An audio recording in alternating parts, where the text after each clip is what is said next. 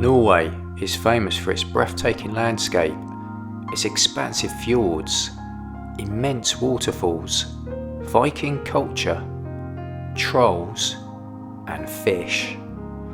With only 71 outlets nationwide, Norway ranks outside the top 50 in a worldwide list of countries with the most McDonald's. This is my experience of trying McDonald's in Norway. I think one of the first things that has to be said is the aesthetics of the building.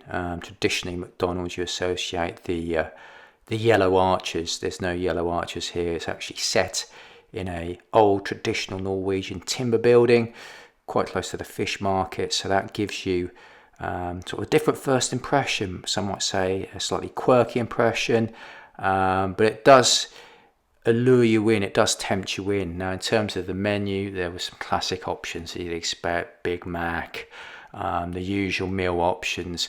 A few things that jumped off the page. So the sweet potato fries, you can see there the option to have the regular French fries, but I go for the sweet potato French fries. Two main differences: one, it's quite sweet, as a sweet potato is, and also it's very crispy. So one of the criticisms of a McDonald's French fries, it can be a little bit soggy. This one does have a lot more of a crunch to it. Well seasoned. Me personally, I probably prefer the classic French fries still, because it's a bit more of a savoury accompaniment. This one, a little bit sweet. I prefer to keep things savoury when I'm having my main dish, but nevertheless, yeah, not a bad addition. Also, when I was looking through there in terms of the beverages, we all know the classic milkshake options that you usually get: vanilla, strawberry, banana and chocolate. Now here they also have an additional option, a mango milkshake, which off the top of my head I don't believe I've seen before. So I thought to myself, I've got to give that a go. The default serving size was a little bit surprising, just 0.25 litres, a little bit frugal there. What did it taste of? Well, it did taste of mango. Very, very sweet. It kind of almost felt as if it was a vanilla milkshake base with mango juice added to it, rather than a pure mango milkshake. If you tasted it, you probably know what I mean. It also gave a hint of maybe there was other citrus elements in there, possibly some orange or orange juice in there. In some cuisines, it's quite common to mix dairy with mango. Obviously, in Indian cuisine, they have a thing called a mango lassi. In my opinion, though, it was interesting, but I think I'd stick with the classics. Chocolate milkshake is a classic beverage to order, and I don't think the mango milkshake quite hit the mark. The chicken Salsa burger doesn't come up in sort of like your premium box packaging. It's sort of more of, I guess, a low budget packaging, maybe something that you'd expect from maybe in the UK like a saver menu.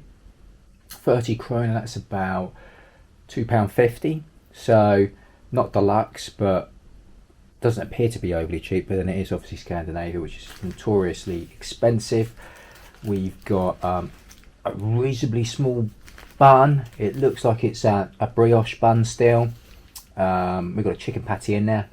I don't know whether that's comparable to like a standard sort of chicken McSandwich.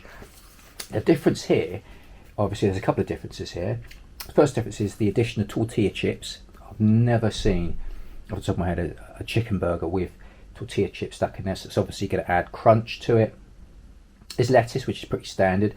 The white liquid, commonly in a chicken burger, of course, would be mayonnaise, but in this instance, because it's going, I guess, for kind of a Mexican type theme, it's actually sour cream.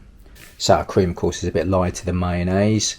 And the other thing that's different is there's some sort of tangy salsa on it, so we'll get a feel for how spicy it is, whether there's a big kick, does it overpower the overall sandwich or not. So let's find out.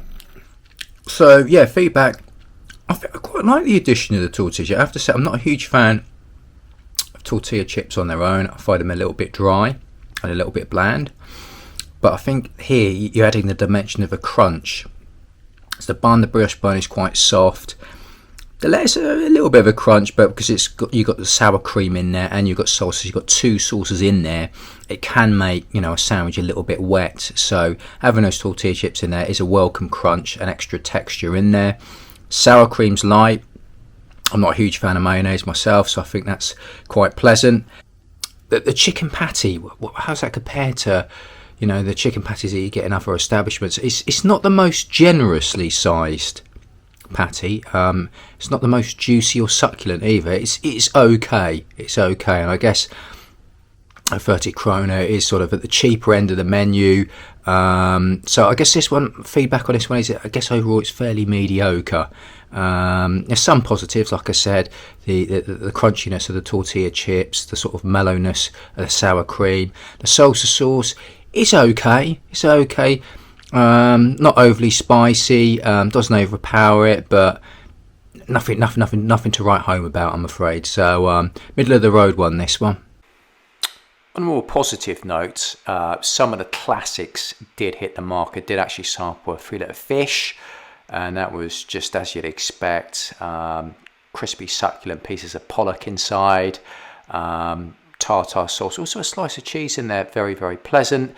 And yeah, I went for a classic apple pie as well. So that was, as you'd expect, a bit of a masterpiece. So not all negatives. Certainly the classics did deliver. And I guess the decor and the visual of having that timber old building was pretty impressive.